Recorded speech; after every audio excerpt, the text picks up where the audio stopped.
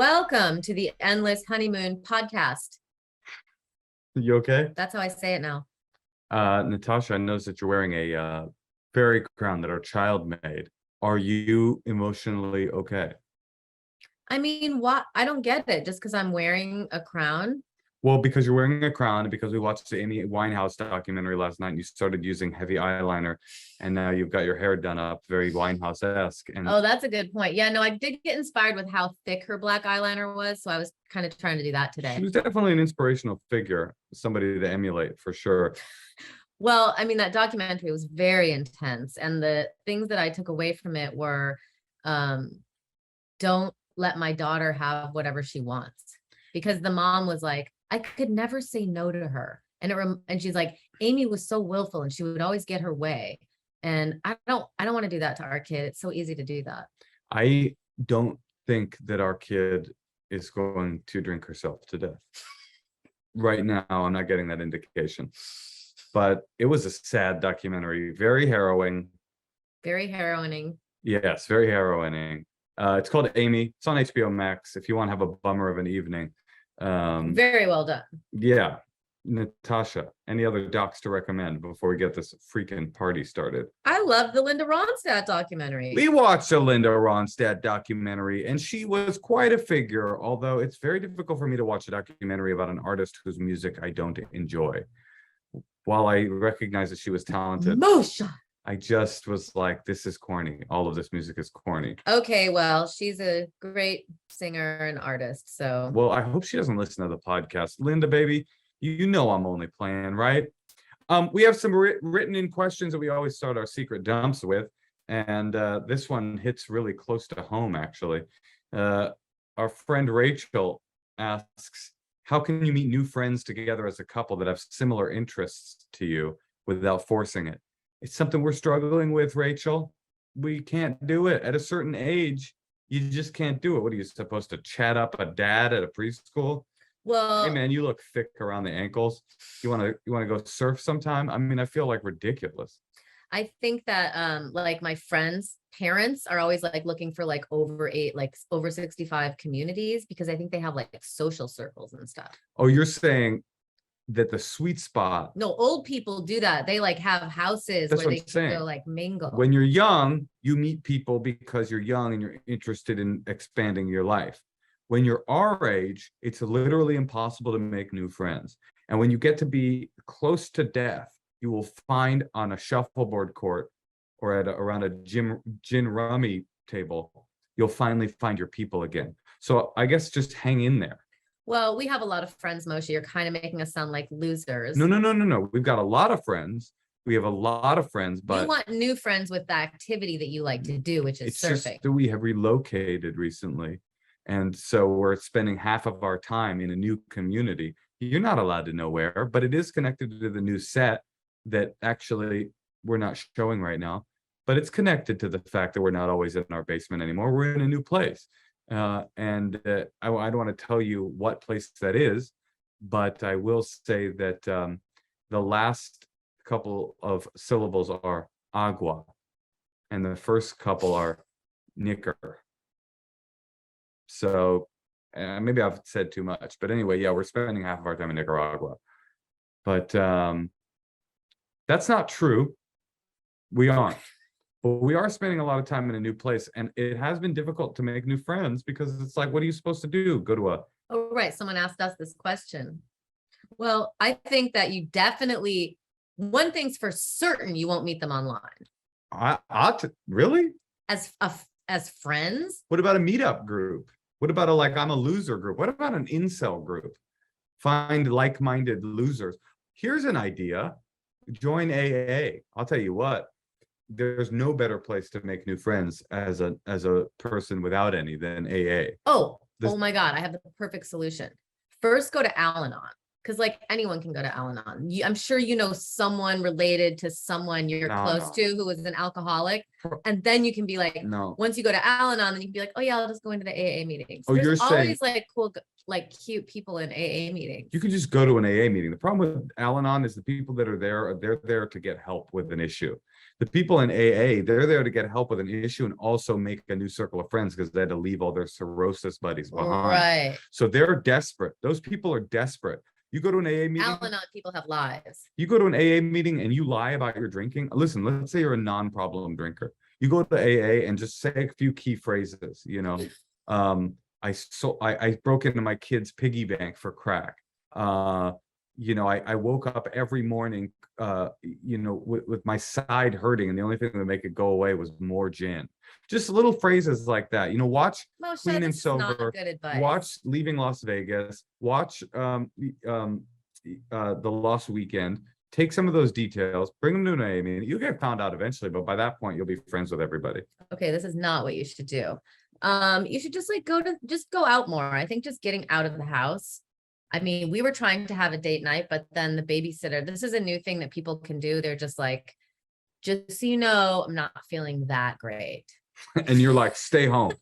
It's the greatest time in history to be an employee that doesn't want to show up. Well, because 10 years ago, if you're like, I don't know, if I feel a little bit off, your employer would be like, well, I don't care, come through. But now you're like, you know, I'm at 99%, but there's something niggling at me. Every single person will be like, please stay home. Please, please, please take care of your body, take care of your health. This is better. I wish that COVID had been around when I was young. I wish COVID had hit when I was 12 and that it was a sustained ravaging of society until this very day. I would have loved to have lived my middle school years through the pandemic years. No way. Yeah, it would have been so cool. What would you have done? Just stayed home, stayed 6 feet away from people. There wouldn't have been technology though back then. Oh my God, all my rave years and my early like fun drug years and like all my formative years, if I could have just been staying at home, terrified of a virus, that would have been primo. Oh no, it sounds awful. It's not. And then to be absorbing all of the adultness that's happening, like there's adult conversations and fear conversations going around you all the time, and you're locked in the house. That can't be good for the kid's psyche. I'll tell you what I did. No one was like, I mean, maybe unless they were really rich or something, like who was having like some amazing time during the pandemic. I'll tell you who was agoraphobics. They were like, damn, I just got normalized. This is feeling real nice.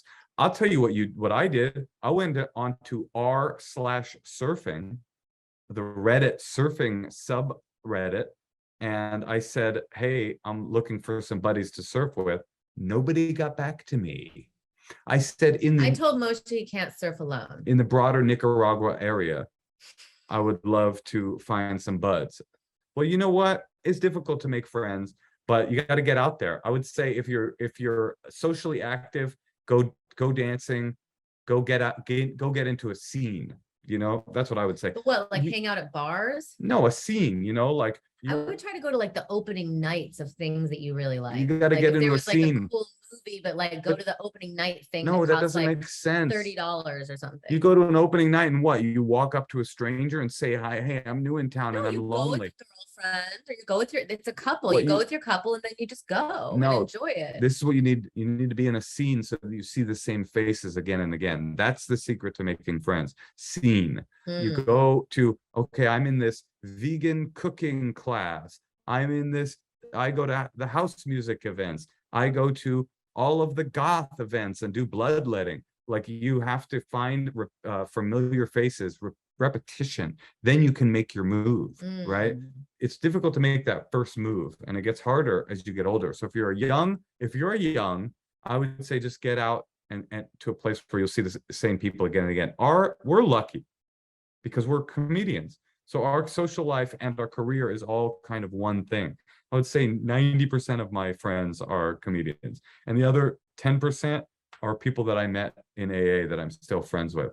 And it used to be reversed. I used to have a 90-10 AA to comedy. So as my career got bigger, my focus on taking care of my personal mental health really went out the window, and I'm feeling it to this very day. All right, well, Moshe, you're very wise, and I think you're doing great. And it's good that you moved on because you're so funny and comedians love hanging out with you. So why don't we listen to some secrets? I think that sounds like a great idea.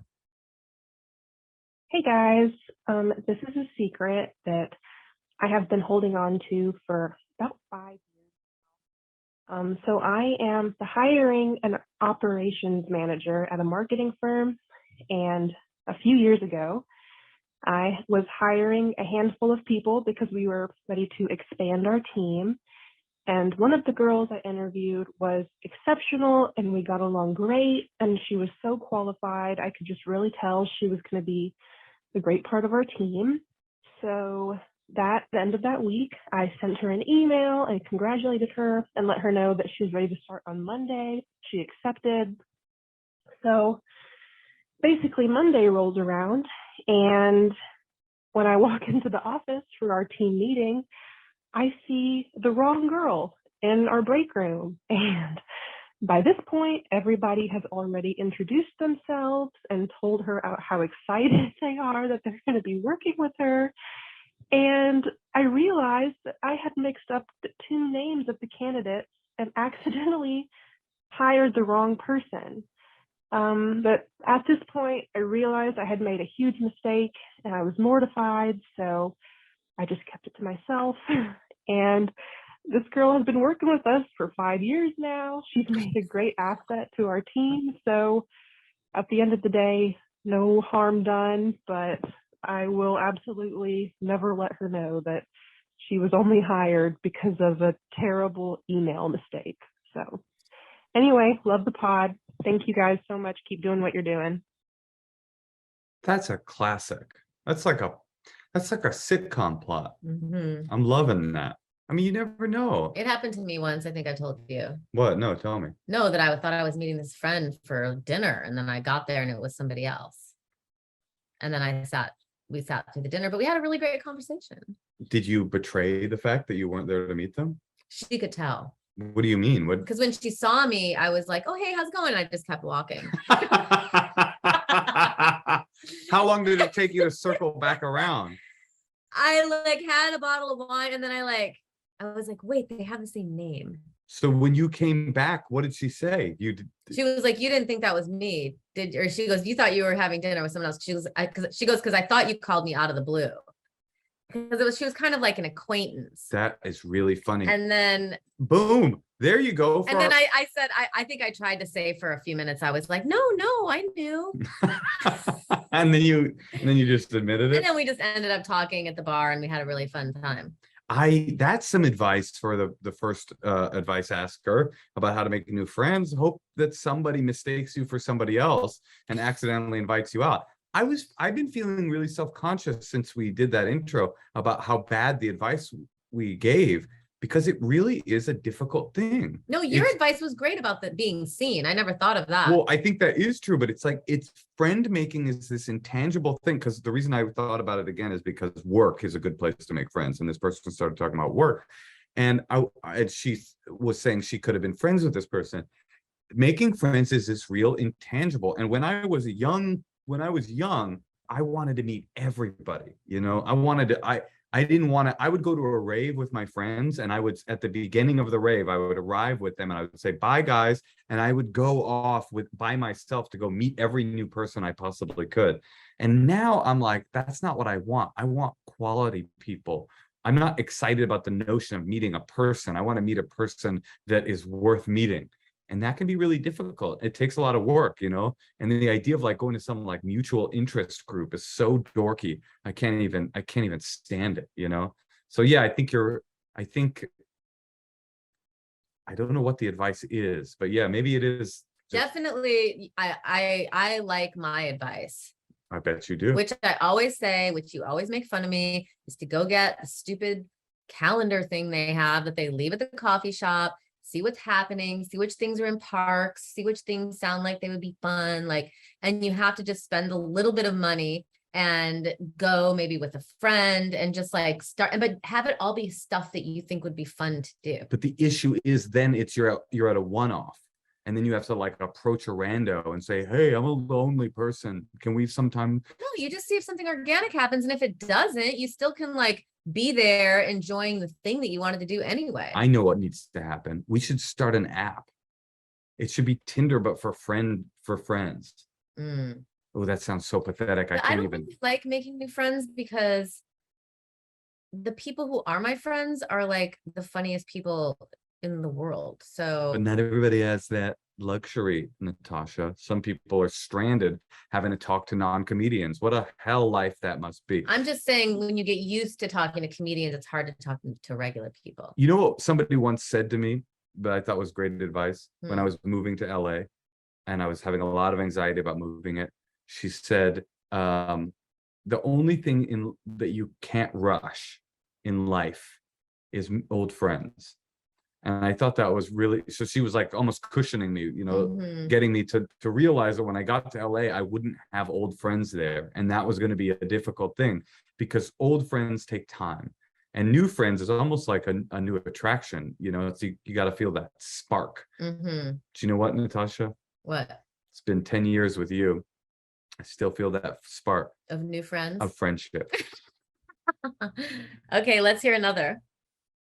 Hi. So I am in my early 30s and I have recently been very confident, more confident than I have been.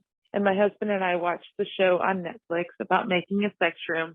And I can't show anyone, but we made our bedroom a sex room, complete with shelves and a picture of my ass in a boudoir shoot. And it is absolutely beautiful, but I can't show anyone. And I hate that. But if anyone needs to spice up their sex life, I highly recommend watching the show on Netflix and getting a cowgirl machine and getting a spanking bench. So highly recommend, and I can't tell anyone that I do. So yeah. That is the problem with making your bedroom your sex room, isn't it? That you can no longer have anyone see your bedroom because you've got all these fucking cock rings and ass plugs with real horsehair and a heart-shaped ruby that you stick in your butthole. Like, so this is only for people without kids, right? Maybe not.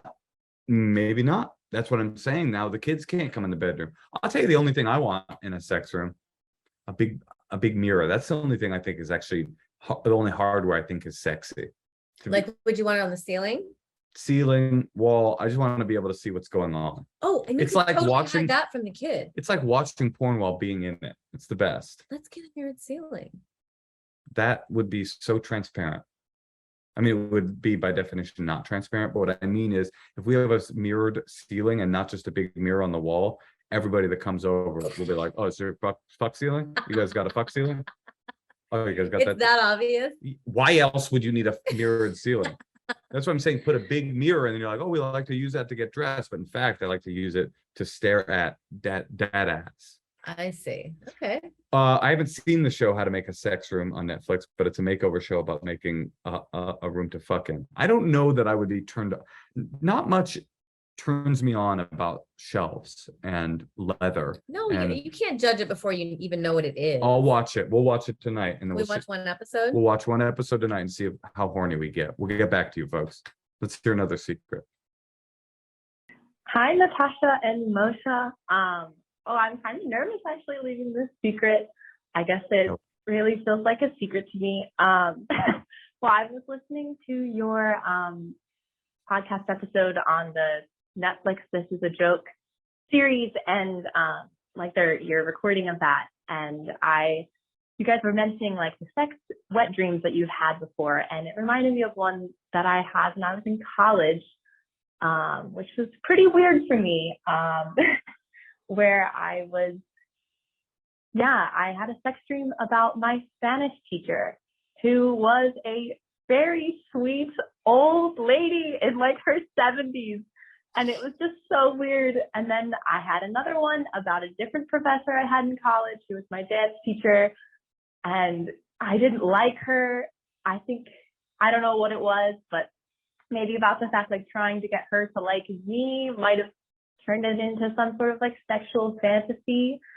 but both of them were older women, and it's just like really weird to me. So I don't know. I had considered myself a straight woman, but maybe I would consider myself to be a little bit more bendy. Not exactly sure. So yeah, I guess that feels good to share with someone. So, all right, bye. Yeah, the one, it's like, well, it's obviously not about sex because it's a teacher who you might want approval from, but then if there's two. You're hot for teacher. Well, I think, there's once this Dear Abby that my grandma gave me, actually. There was somebody asked Dear Abby, like, what is the one thing that somebody would be the most ashamed to share with another person? And she said their dreams, because everybody has these dreams. You're not in control of your dream life. And so everybody has sex dreams or weird, violent dreams or just these bizarre things that you want to make a connection about, but like, I don't necessarily know. Were they both Spanish teachers? No. Yeah, I think I don't think that you might be bisexual, but I don't think the fact that you had two dreams about old female professors means that you're bisexual. I think that it means that you just had a dream. I'm sure I've fucked a cow in a dream before. And like, we're all on the spectrum. How much gay do you think you are, Moshe? I would say I'm 20. 20% gay? No, That's a lot. 20% straight. No, I guess 20%. I don't know. I feel like I could be 15% gay. The gayest thing I've ever done is masturbate to gay porn. I think that's pretty gay. So you're 50%. No, I think that's 20. Okay. I mean, don't you have to hook up with a dude to be in the 50s?